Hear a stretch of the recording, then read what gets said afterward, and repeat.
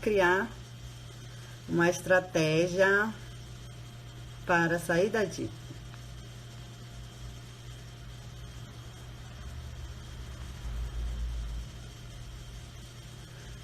Vou fixar aqui. Gorete, a live de hoje é para se você está endividado.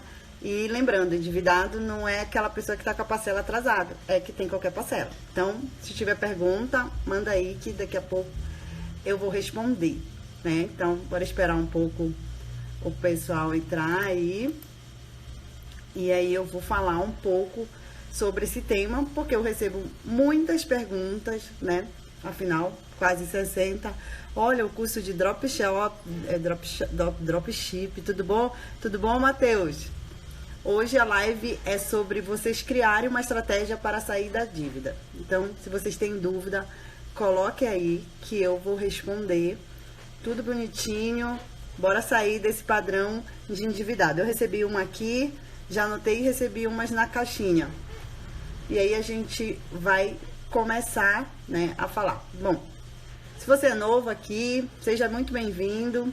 Eu sou Rosiele Pegado, eu sou planejadora financeira e eu sou engenheira de formação, né? Eu estudei na Alemanha, tanto engenharia como finanças, e isso me fez ver o quanto é importante a educação financeira e o quanto o brasileiro ele precisa disso para poder viver melhor. Eu acho que a gente está vivendo muito sem qualidade de vida devido a algumas escolhas. Tudo bom, Ivan? Olha, tenho dúvida sobre como investir, tá? A gente vai chegar lá nesse tema. O objetivo de hoje é dar umas orientações, né? Para que vocês consigam entender em que momento vocês estão da vida de vocês, o que fez vocês terem uma dívida e o que pode fazer vocês saírem dessa situação para se tornar um investidor, né? Tudo bom, Flávio? Tudo bom, Felipe? Então, vamos começar. Bom, primeiro, tem uma coisa que ninguém quase fala, mas que quando você está em uma situação onde você trabalha e todo o seu dinheiro é gasto, é você parar para refletir o que você está fazendo, né? Então, vamos entender aí. O momento que eu reconheci que eu estou gastando mais do que eu trabalho, né, do que eu ganho, eu tenho que parar e preparar o meu emocional para sair dessa situação. Porque o que acontece? Todo mundo acha que sair de uma dívida é fácil. Basta ter dinheiro. Não, não é isso. Porque se você não trabalhar o seu emocional, você também não sai de uma dívida. Porque a partir do momento que você começa a ver os juros e aquilo começa a enrolar, você emocionalmente se torna abalado. E o que acontece quando você está angustiado, está triste, está nervoso? Você acaba gastando mais. Porque o cérebro, ele procura esse escape, né? Ele procura esse alívio. E uma coisa mais rápida é comprar. Então, você acaba repetindo o mesmo hábito. Então, a primeira coisa para você sair de uma dívida, para você negociar, é você mudar o seu estado vibracional. Você precisa estar feliz, você precisa estar contente com a sua vida ou visualizar coisas boas na sua vida, mesmo você estando endividado, para que você saia dessa situação. Então, tem uma pegada muito antes daquela matemática ali, que é colocar, né, o planejamento financeiro. O segundo passo é você anotar o que aconteceu para você entrar em uma dívida. Sabe, muitas vezes a gente não reconhece isso. Por exemplo, vou dar um exemplo muito pessoal meu. Uma vez eu emprestei o meu cartão de crédito com uma amiga minha e ela não pagou, né? E aí eu me vi naquela situação, o cartão de crédito me ligando, aí eu ligava para ela e ficava aquela confusão, sabe? Então, a partir do momento que eu parei para pensar assim, para refletir, disse assim: eu estou com esse problema porque eu emprestei o meu cartão de crédito para alguém que já perdeu o cartão de crédito. Então, se ela já perdeu o dela, qual é a preocupação que ela vai ter com o meu? Nenhuma. Então, eu chamei a responsabilidade para mim, né? Eu paguei uma dívida que eu não fiz, mas quem emprestou o cartão de crédito foi eu, ninguém. É triste mesmo, né? E era minha amiga de infância, não era? E o mais triste foi que ela ficou, fingindo que ela não me conhecia. Isso eu acho que foi mais triste. Se ela dissesse que ela não tinha dinheiro, outra coisa, tudo bem. Então, muitas vezes você se endividou porque você comprou algo achando que você podia pagar, porque você emprestou seu cartão de crédito para alguém, porque você não avaliou a sua empregabilidade e achou que você não ia ser demitido e de repente você foi demitido. Então, se você conhece o que fez você se endividar, você não vai repetir. Porque as pessoas repetem um processo, né? Então, assim, eu tô endividado. Se eu for, por exemplo, se você estiver endividado e eu for pagar sua dívida e você não reconhecer o que fez você cair na dívida e não mudar o comportamento, no mês seguinte, você vai estar endividado de novo. Então, preste atenção. O primeiro passo é você se preparar emocionalmente para a estratégia que vai ser criada para você sair da dívida. Você não vai sair de uma hora para outra. Então, você tem que estar emocionalmente feliz em que você vai entrar nessa estratégia para resolver a situação. Tudo bom, Lídia? Tudo bom, Samuel? Pode deixar a pergunta de vocês, que hoje a gente está falando de dívida. O segundo passo é você identificar o que fez, em que momento da sua vida você se endividou. Por exemplo, eu tenho clientes que eles se endividaram quando eles se separaram. Porque eles tinham um saldo, um orçamento junto. E quando eles se separaram, né, ele foi pagar a casa dele e ele teve que manter as crianças em uma outra casa. Então, isso fez com que ele se endividasse. Então, quando ele veio falar comigo, eu perguntei, o que levou você a ter essas dívidas? Ele falou, olha, eu me separei e eu tive que ter esses gastos a mais que eu não estava contando. Mas aí eu perguntei, mas você era endividado antes?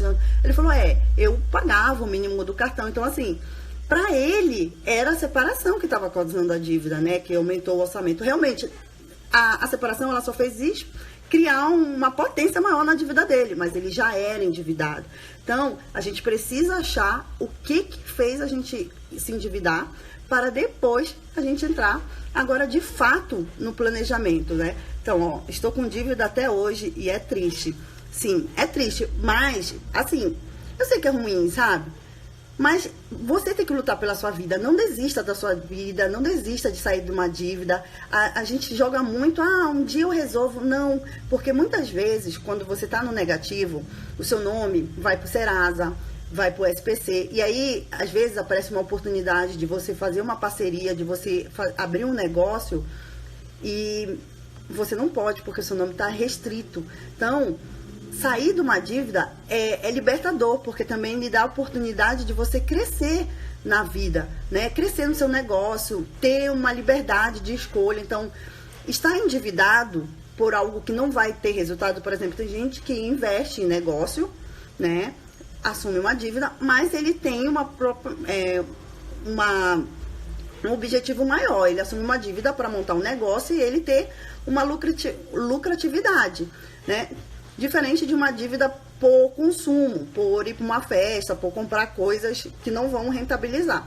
Então, essas dívidas, elas são diferentes, né? Deixa eu falar. Tudo bom, José? Eu vou ler uma pergunta aqui, né? Que, na verdade, vou puxar ela aqui. A pergunta é a seguinte.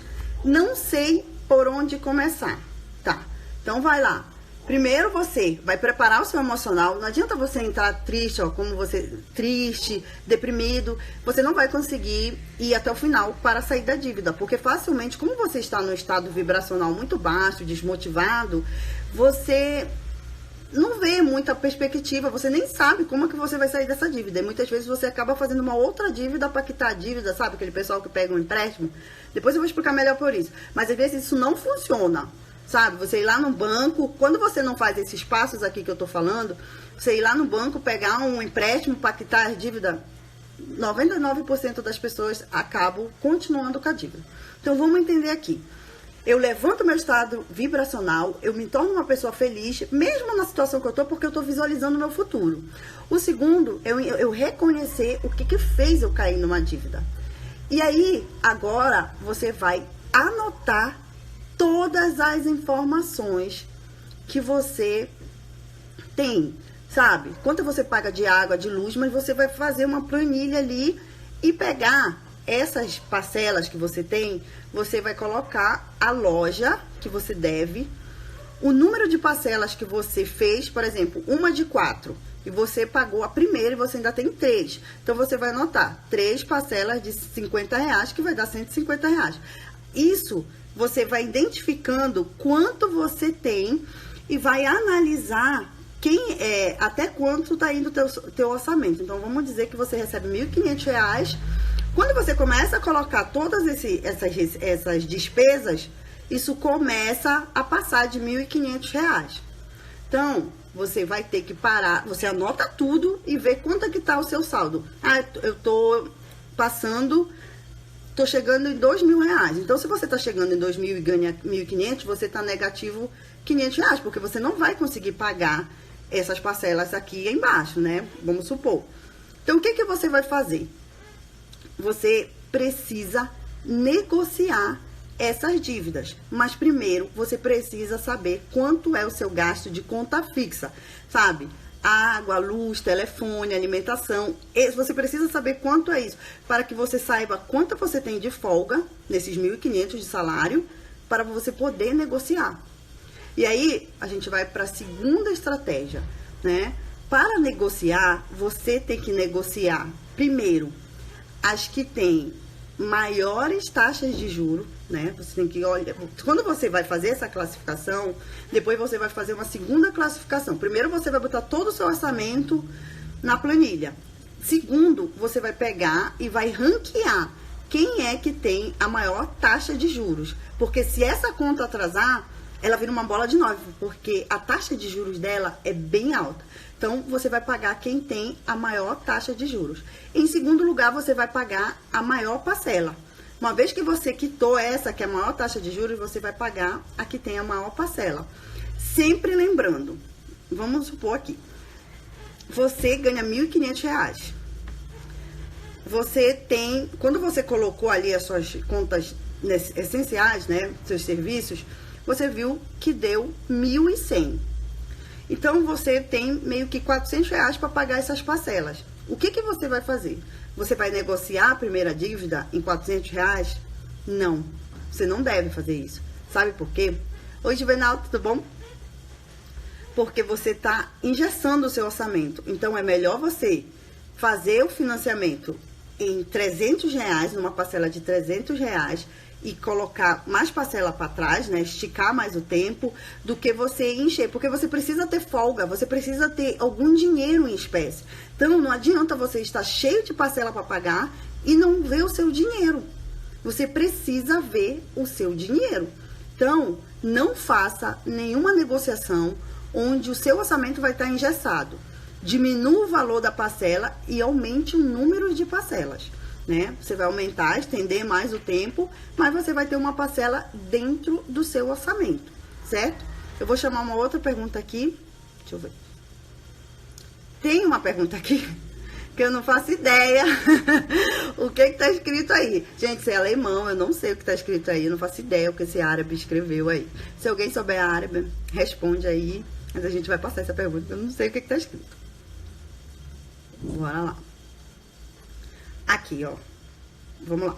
Negociação ou empréstimo? Eu acho que ela quis perguntar o que vem primeiro, né? Então, aqui é o grande erro. Às vezes, o que você faz? Você, sem fazer nenhum planejamento, sem saber quanto é o seu custo, você vai lá no banco, porque você já tá no cheque especial, você não tá conseguindo pagar, aí você vai lá no banco, pede um empréstimo numa taxa de juros altíssima para tentar pagar as coisas, e aí você vai ver que você não consegue pagar todas as coisas, porque na verdade você não fez planejamento nenhum, você não sabe quanto é o valor daquela parcela. Então, presta atenção. Antes, o melhor aqui é a negociação para o empréstimo. Então, a negociação, ela vem antes de você fazer o empréstimo. Por quê? Porque nem todo banco vai querer negociar com você, entendeu? Você pode ter um relacionamento com um banco X há 10, 15 anos, mas ele pode não querer negociar com você, entendeu?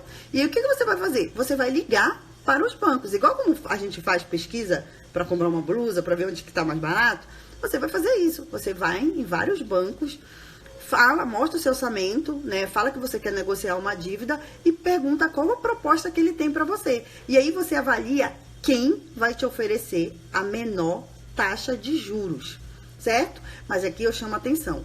Taxa de juros, tudo bom? Eu não sei se é Cláudia, mas eu acho que é. Tudo bom, Cláudia? O que você tem que fazer? Taxa de juros é diferente de custo efetivo total. Você tem que olhar esse custo efetivo total.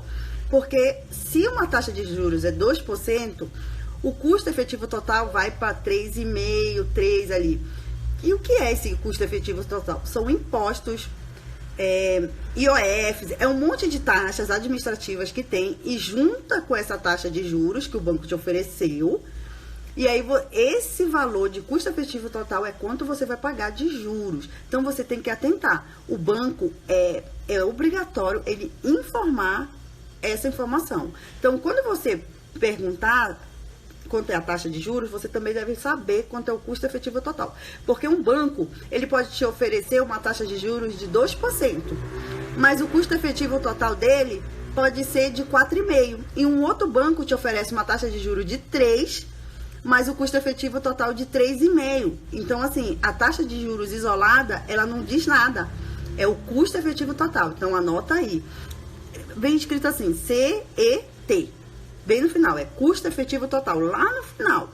Então, é isso que você tem que avaliar, certo?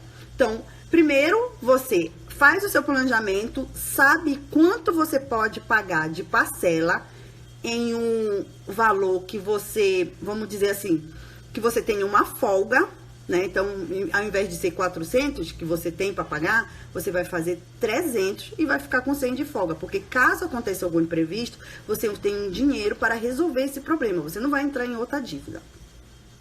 Um outro ponto, aí depois você vai para o empréstimo e nesses empréstimos você vai negociar com qual banco te dá a maior facilidade. Às vezes, mas eu tenho conta no Itaú. Mas se a Caixa Econômica te oferecer uma taxa de juros menor, você pede portabilidade. A portabilidade é a transferência de uma dívida para outra instituição, né? De um banco para outro. Isso também acontece com carro, com imóvel. Então, você vai fazer a portabilidade. O banco onde você tem a dívida, por exemplo, o Itaú, ele não pode se negar a transferir essa dívida quando um outro banco aceita. Agora, é claro que nem o banco que você está tentando buscar, ele pode não aceitar. Mas o banco que você tem a dívida, ele não pode se negar em tirar a sua dívida de lá. O que você pode fazer também é, a Caixa Econômica te deu uma taxa de juros de custo efetivo total menor. Você pode ir lá no Itaú e dizer, olha, a Caixa Econômica está me oferecendo isso aqui. Você pode me oferecer menor? Aí eu fico aqui e continuo com a minha relação com vocês. Se ele disser não, aí você migra, entendeu? Porque muitas vezes quando você vai para um novo banco, você está zerando, né? Vai começar um novo relacionamento.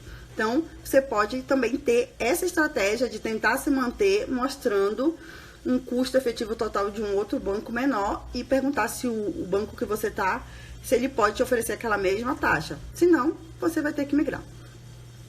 Agora, um banco pode aumentar a parcela de empréstimo em base da tabela. Então, você tem que ver qual é o seu empréstimo, né? Quando você faz, o que ele tá. Se ele tiver no IPCA, na inflação, assim, pode haver algumas modificações. É importante que você saiba, né? Se vai decrescer, se vai crescer, se vai entrar essas oscilações. Quando você faz o empréstimo, naquele momento, você deve saber como é que vai funcionar. Isso não pode acontecer depois, né? Quando você fala, vai pagar 20 parcelas de R$300. E depois, oi, Minuto de Finanças, tudo bom com você? E depois isso aumentar. Então, na hora do empréstimo, você deve receber essa informação. E se a pessoa não falar ou você não entender, pede para repetir. Não assinem nada que vocês não conseguiram entender, né? Porque na dúvida, não assina, entendeu? Já não ficou muito claro, me explica de novo, vai 3, 4 vezes no banco, não importa, liga 4 vezes, até você entender. Porque muitas vezes as pessoas se endividam porque elas não entendem a taxa. Por exemplo, muita gente fez empréstimo olhando a taxa de juros e não entendeu que tinha o custo efetivo total, né? E aí achou que ia pagar 3% e estava pagando 4,5%, né? Então, assim, quando ela tenta fazer a conta não vai bater, né? Porque tem um custo efetivo total, então a taxa de juros é sempre maior. E isso aí vai virando uma bola de neve. Outra coisa que é importante você prestar atenção na negociação é o seguinte, por exemplo, você tem 3 empresas, vamos dizer que você está devendo no banco, né, no cheque especial, no cartão de crédito e numa loja de departamento. Você tem 3 dívidas, né, atrasadas. Você deve negociar quem tem a maior taxa de juros, depois quem tem a maior parcela e qual o seu orçamento cabe. Não adianta você tentar negociar com as 3 pessoas de uma vez se você não vai conseguir pagar as 3 empresas de uma vez. Então, você olha lá quem tem a maior taxa de juros e aí você vai pagar primeiro essa. Depois, quando você quitar, se livrar dessa dívida, aí você vai e negocia as outras dívidas. Porque muitas vezes as pessoas fazem várias negociações, aí não consegue, aí aquilo vira outra conta, aí às vezes o banco nem quer mais te dar crédito, né? Porque você faz a negociação e você não quita. Então, faça devagar, vá devagar. Então, você vai olhando, olha, eu fiz a negociação com o banco aqui no cheque especial, então em agosto eu vou quitar essa dívida. Então, a partir de agosto, eu vou ligar. Agora, o cheque especial, né, ele tem uma dívida menor que a do cartão de crédito. Então, você, entre o cheque especial e o cartão de crédito, negocie primeiro o cartão de crédito. A taxa de juros é maior. E aí, a partir do momento que você consegue quitar o cartão de crédito, você vai e começa a negociar o cheque especial. Sempre dentro do seu orçamento. Não faça nada, né, que você não pode cobrir, porque depois eles também não querem muito saber, né? Não consigo pagar, juros em cima de juros. E aí tem uma coisa assim, depois de 5 anos, meu nome sai do SPC? Sim, o seu nome vai sair do SPC, mas você ainda tem uma dívida com aquela empresa, né? Uma coisa é você tirar o nome do registro de restrição. Outra coisa é você ainda ter a dívida. Isso é muito importante. Um outro cuidado que você deve ter é que as empresas, quando elas veem que está vencendo, né, os 5 anos, elas mandam uma outra carta, elas renovam, né, por mais 5 anos. Então, você tem que ficar esperto para a empresa não fazer isso, porque aí seu nome sai da restrição, mas você ainda tem restrição ao crédito, porque você não está mais no SPC Serasa, mas você ainda está devendo uma empresa, né? Isso é importante. A dívida não quita sozinha. Ela não vai quitar. E falar em dívida, eu tenho uma pergunta aqui que eu anotei porque eu recebi a mensagem do direct, que a pessoa, ela quer abrir um negócio, mas ela não quer investir. Só que aqui não ficou claro se ela não tem dinheiro para investir ou se ela não quer investir porque ela acha arriscado, entendeu? Então, mas eu vou falar as duas coisas. Vocês têm alguma pergunta? Como é que vocês estão entendendo aí? Se vocês tiverem conta atrasada, pode dizer aí, não tem problema, gente, não tenham vergonha. Infelizmente, aqui no Brasil, a gente vive muito de status, de aparência, sabe? E isso não é muito legal, entendeu? Então, muita gente que mostra uma vida fantástica na internet, às vezes está todo endividado, entendeu? E às vezes a gente fica com vergonha. Então, nunca compare a sua vida pessoal, nem suas finanças com as finanças de outra pessoa. Porque o planejamento financeiro é pessoal e nada que está passando na internet é muito real, né? Aquelas coisas mirabolantes. Ninguém tem tanto dinheiro assim para ficar gastando todo final de semana, entendeu? Ali pode ter certeza que pode ter um cartão de crédito ali sendo estourado. Mas, enfim, vamos aqui. Vamos voltar lá. A pergunta é: quero ter um negócio próprio, mas não quero investir. Tá. Então, vamos lá. Existem formas de você fazer isso. Como é que você vai fazer isso? A primeira, se você tem conhecimento em uma área, por exemplo, vamos pegar eu sou engenheira de formação, tá? E eu quero ter um negócio de engenharia, mas eu não quero investir. O que eu faço? eu busco um sócio que tem capital, né? Eu entro com o meu conhecimento de engenheiro, ele não precisa ser engenheiro, tá? Ele só precisa ter o dinheiro. E eu proponho à sociedade, sendo que eu entro com conhecimento, né? Que eu vou atuar como engenheira, e ele vai entrar com a parte dele de dinheiro. E aí tem que ter uma decisão entre as duas pessoas, né? De quanto é que vai ser a porcentagem de cada um. Havendo um acordo, aí você começa a sociedade, né, sabendo a sua parte, a parte dele, e quais são as condições, né, na saída, se alguém quiser sair, o que acontece. Então, essa é uma forma. Não tem dinheiro, quero investir, eu tenho conhecimento, eu vou e procuro uma outra pessoa. Outra forma, não tenho conhecimento. Aí, o que você vai fazer? Aí você vai ter que entrar com alguém que tem conhecimento, e aí meio que provisoriamente você vai trabalhar de graça, né? Porque você não está colocando dinheiro, você não quer investir, você vai se oferecer para trabalhar de graça com uma outra pessoa, né? Por exemplo, aí no caso é o outro que é o engenheiro, e você quer abrir, então você se oferece para trabalhar com ele, se oferece à sociedade, você oferece as partes lá, pede instrução, mas aí você vai ter que estudar, porque por mais que você não tenha conhecimento, você vai ter que desenvolver algumas habilidades, né? Então, você oferece que você vai trabalhar de graça, né? Para fazer a sociedade, e isso vai depender da outra pessoa. Tá, mas se ninguém aceitar, aí a gente vai para a terceira coisa.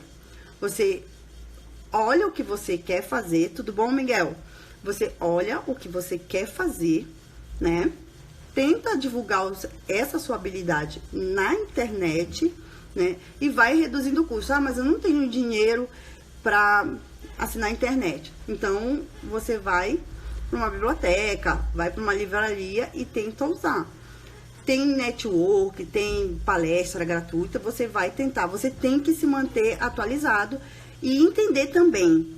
E uma das coisas que você pode diminuir o gasto é você ver, falando com pessoas que já têm esse negócio na sua área, que você quer atuar, e entender quanto é o custo, quais são os riscos, porque, gente, o negócio, ele também é arriscado, assim como as ações, né? Então, se você entra sem conhecimento, sem estratégia, sem saber o risco, a chance do negócio falir é muito grande. Outra coisa que é muito importante todo mundo acha que eu vou abrir um negócio e no mês seguinte eu vou ter um salário. Às vezes isso não acontece, né? Às vezes o que você ganhou na empresa mal dá para pagar os custos, ou vai ter que ser reinvestido, né? Então, você tem que ter o quê? Uma reserva de emergência pessoal de 6 a 1 ano, caso essa empresa não dê tanta lucratividade no primeiro ano para você se manter, e aí você consegue continuar investindo e buscando melhorias na sua empresa. O grande erro das pessoas é que elas começam sem um planejamento, sem reserva nenhuma pessoal, aí quando cai dinheiro na empresa, eles já querem automaticamente pagar as contas, porque eles já estão com as contas atrasadas. Então, eu sei que é uma necessidade, mas é melhor fazer as coisas certas e montar um negócio para ele ter vida em longo prazo, do que você tentar fazer as coisas tudo imediatamente e acabar em menos de um ano perdendo seu negócio e ainda perdendo dinheiro, entendeu? Porque a gente perde uma coisa que não vai voltar, é tempo, né? E tempo vale dinheiro, gente. Isso não volta mais. Então, eu acho que, né, muita gente fala, e eu também concordo, o tempo é muito mais valioso do que o dinheiro. Porque o dinheiro você pode trabalhar, negociar e ganhar ele de volta. Mas o tempo você não vai ganhar. Então, pense bem o que você está fazendo para que você consiga colocar esse negócio de forma que você vai ter qualidade de vida. Porque ficar trabalhando também desesperado porque as contas estão vencendo não faz muito sentido. Se assim for o caso de você... tem um caso que as pessoas não estão trabalhando e só tem um mercado. Às vezes é melhor voltar para o mercado, entendeu? Para você trabalhar, tá bom? Ó, a gente já tá em meia hora de live, eu tenho uma meta entre 25 minutos a 40, para que a gente não estenda muito a live, porque tem muito conteúdo e aí acaba ficando denso. Vocês têm alguma pergunta? O que vocês ficaram com dúvida? Vocês estão entendendo? Eu vou fazer uma revisão desde o começo, né, do que eu comecei a falar, como criar estratégia. E aí, mas eu quero saber se vocês entenderam, se vocês têm alguma pergunta para eu responder aqui, para eu fazer a revisão e a gente encerra e eu vou dar um presente aqui no final para vocês. Alguém tem alguma pergunta aí? Deixa eu ver aqui. A do banco eu respondi. Tá com dívidas até hoje, também eu respondi. Então, vamos lá. É triste também, né, aqui. Tem a Gorete. Ela... Tenho dúvidas sobre como investir. Bom, é muito perigoso investir quando você está com dívida. Porque às vezes, vamos dizer assim, você tem um valor para pagar a dívida e às vezes você vai investir.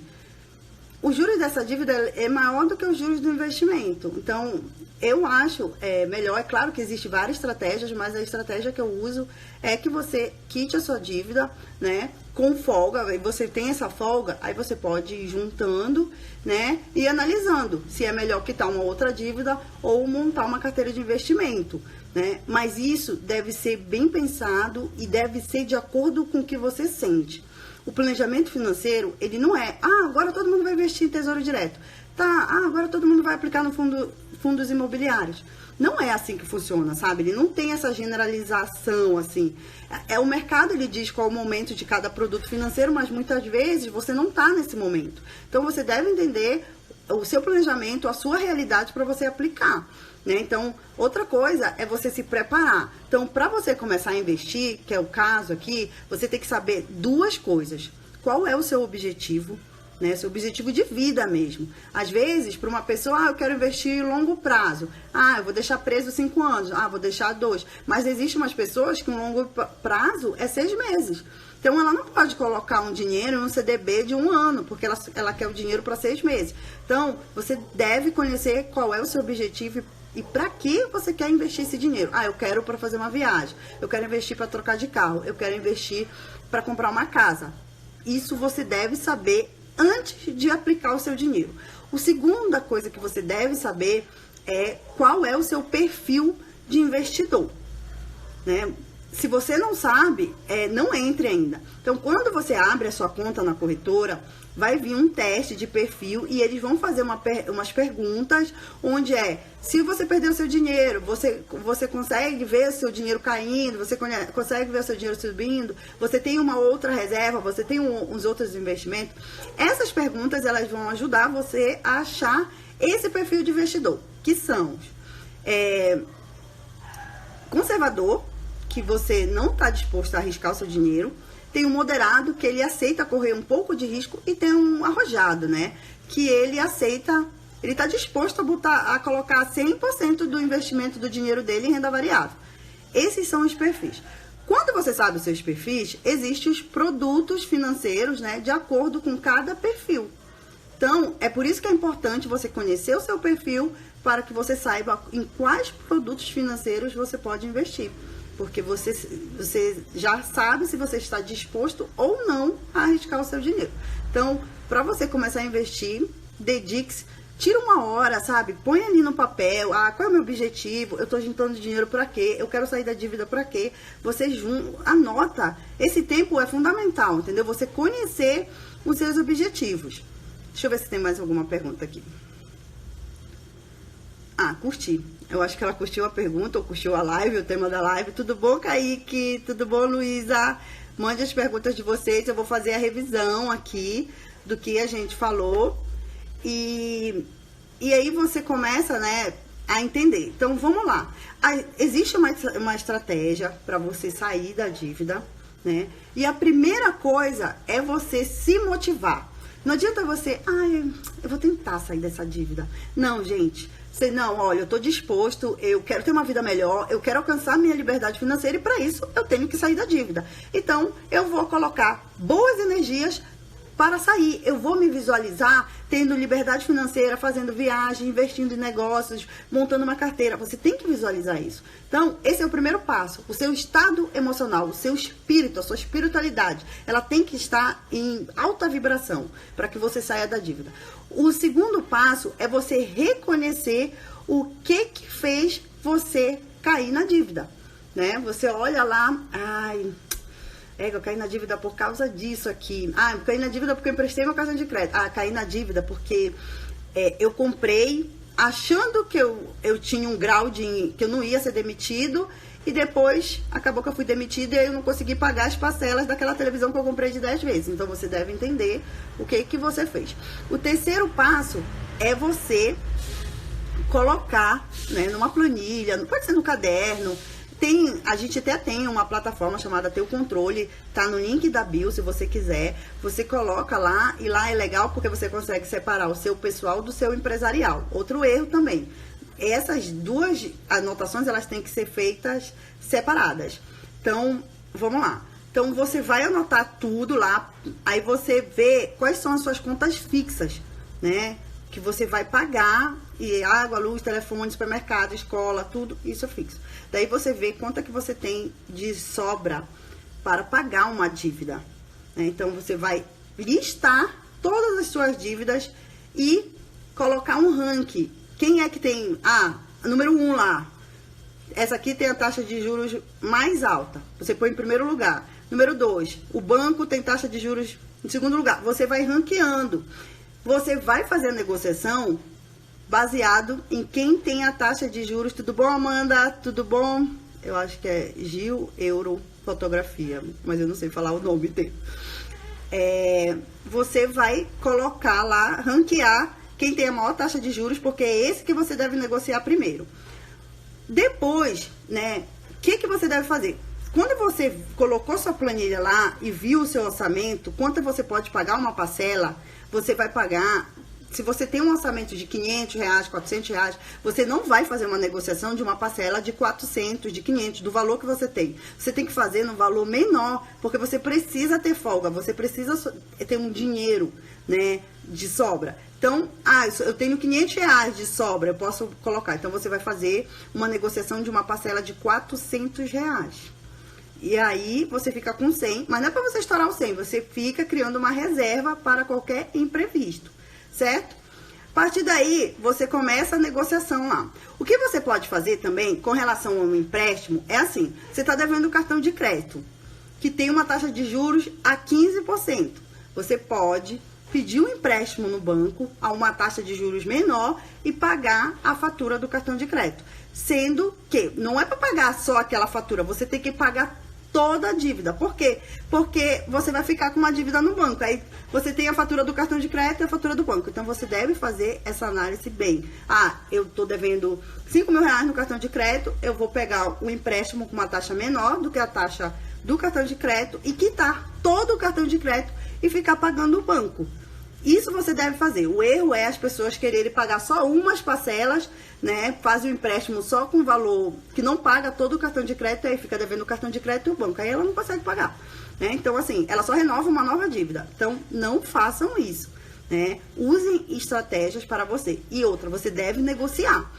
O banco X me deu uma taxa, um custo efetivo total de 4%. Você vai, liga para outro banco e pega quem te der menos uma taxa de juros, custo efetivo total. Tem a taxa de juros mais os impostos somados, isso vira custo efetivo total.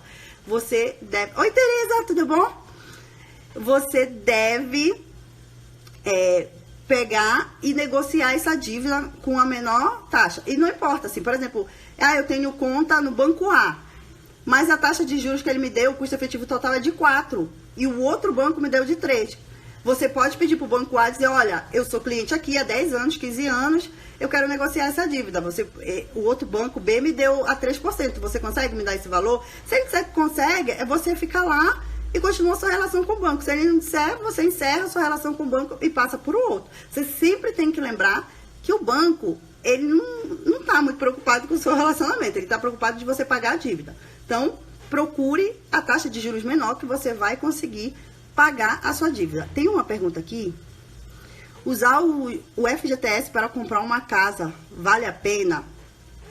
Olha, vale, desde que você tenha condições para pagar os custos da casa, né? Porque muitas vezes a pessoa, ela avalia só a casa. A casa tem vários impostos, tem IPTU, tem ISS, tem renovação da casa, pode avaliar o problema com o inquilino. Então, várias coisas devem ser avaliadas para comprar a casa. A taxa de juros no FGTS não é muito alta, mas outra coisa que você deve avaliar antes de sacar o FGTS, o seu grau de empregabilidade. Se você acha que entre 6 meses a 1 ano você pode ser mandado embora, você não deve, e você não tem uma carteira robusta de investimento, você não deve sacar o seu FGTS, porque você vai investir todo no passivo, porque casa é passivo, não é ativo, né? O dinheiro tá ali, você não faz dinheiro rápido vendendo uma casa, porque não é de uma hora para outra que se vende uma casa. Então, se você investir todo o seu dinheiro na casa, possa ser que você não tenha dinheiro nem para tomar um picolé, porque se você for demitido, aí você tem que pagar água, luz, todo o custo de uma casa, e aí não tem mais de onde tirar dinheiro. Então, pense, né, qual o seu grau de empregabilidade, investigue também o imóvel, porque não é assim que se compra o imóvel. O imóvel é um custo muito alto, né, o valor que você está investindo, e às vezes a pessoa, pelo emocional, ela compra uma casa num lugar que ela nem quer morar. Ela só compra porque era o valor que eu conseguia pagar. Aí ela fica infeliz lá naquele lugar que não tem acesso a nada, ilhada, porque estava no valor que ela podia pagar. Se ela esperasse, fizesse um bom planejamento, ela podia comprar uma casa, né, num lugar, pode até ser mais caro, mas ela fez um planejamento, mas num lugar que ela tem acesso às coisas, né? Tem muita casa aí, muito lugar que as pessoas estão em condomínio que não tem acesso a nada. E aí elas ficam infelizes, porque se elas não tiverem um carro, elas não conseguem fazer nada. Então, tudo isso deve ser avaliado. E outra coisa, qual o seu plano de vida? Você tem vontade de sair do país daqui a 5, 10 anos? Você tem vontade de ter quantos filhos? Não adianta você comprar um apartamento com 1 quarto se você quer ter um filho. Porque, mas só posso pagar, só posso comprar no valor esse aqui que tem 1 quarto. Mas se você vai ter um filho, depois você vai ter que se mudar desse apartamento. Então, tudo isso deve ser planejado. É por isso que você deve colocar os seus objetivos de vida em um papel, dizer, eu quero casar, eu quero ter 2 filhos, daqui a 5 anos eu quero fazer um intercâmbio, tudo isso. Então, para que você faça uma compra, uma aquisição de uma casa, você tem que ter tudo isso bem claro, né, para que você invista numa casa e não sinta que a casa foi um peso ou uma má escolha, né? Então, pense, o planejamento, ele tem essa finalidade de dar essa clareza para você, de você saber o que você está fazendo, certo? Olha, a gente já está indo aqui, né, para o final da live, então, assim, eu espero que vocês tenham entendido, né, que sair de uma dívida não é um bicho de 7 cabeças, mas também não é uma coisa tão simples. Você precisa criar uma estratégia, você precisa conhecer o seu orçamento e você precisa se conhecer também, ter autoconhecimento. Muitas vezes a gente terceiriza os nossos problemas. Eu estou endividado por causa da crise, eu estou endividado porque eu fui demitido, eu estou endividado porque a taxa de juros do cartão de crédito é muito alta. A gente nunca assume que a dívida é nossa. Na verdade, qualquer coisa que acontece, qualquer sucesso ou fracasso que acontece na sua vida financeira é sua responsabilidade. Ninguém é responsável por isso, né? Então, você entender isso com clareza, você vai ter sucesso na sua vida financeira. E o melhor de tudo, gente, ter dinheiro não significa muita coisa, assim, significa um bem-estar. Só que muita gente se foca só no número. Eu quero ter 1 milhão, eu quero ter 2 milhões. Tá, mas você quer ter pra quê? Né? Então, busque qualidade de vida, busque ser feliz, se autoconhecer. Eu tô bem. Ter independência e liberdade financeira, não necessariamente você precisa ter 1 milhão. Entendeu? As pessoas confundem. Uma vez que você sabe o seu padrão de vida, o que você quer viver, você pode alcançar sua liberdade financeira mesmo não tendo 1 milhão. Porque você vai baixar seu padrão de vida e aquele dinheiro que você tem investido consegue manter você, mesmo não trabalhando. Então, não necessariamente para você alcançar sua liberdade, independência financeira, você precisa ter 1 milhão na sua conta. Isso depende muito do seu padrão de vida, de todo o seu custo de vida. Entendeu? Então, fique aí. E para finalizar, eu vou compartilhar um e-book. Eu não sei se eu consigo pegar ele agora aqui, mas eu vou deixar aqui depois na live um e-book gratuito para que vocês leiam, né, o passo a passo, como fazer uma organização financeira, como se estruturar, porque, gente, sem conhecimento a gente não consegue fazer muita coisa, sabe? Quando as informações estão todas espalhadas, a gente não consegue montar uma informação assim concreta para tomar uma decisão. Então é importante que vocês invistam na educação financeira, leiam, né? Eu invisto muito nos meus clientes, eu fico muito feliz. Eu li sobre isso, eu fiquei sabendo que a ação tal está tanto. Eu fico feliz porque eu vejo que eles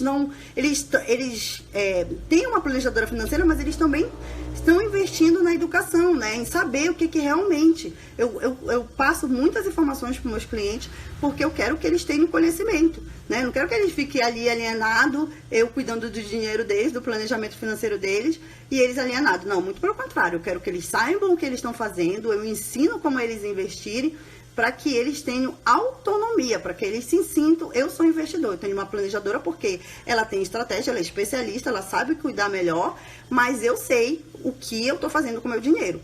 Isso é muito importante, você saber o que você está fazendo com o seu dinheiro, tá bom? Então, por hoje a gente fica por aqui. Eu vou deixar essa live gravada para você que não conseguiu ver tudo desde o começo, para acompanhar. E eu desejo uma boa noite para todos vocês. E na próxima segunda-feira a live é sobre empreender na área de educação.